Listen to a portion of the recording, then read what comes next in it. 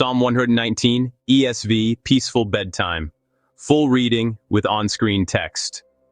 Blessed are those whose way is blameless, who walk in the law of the Lord. Blessed are those who keep his testimonies, who seek him with their whole heart, who also do no wrong, but walk in his ways. You have commanded your precepts to be kept diligently. Oh, that my ways may be steadfast in keeping your statutes. Then I shall not be put to shame, having my eyes fixed on all your commandments. I will praise you with an upright heart when I learn your righteous rules.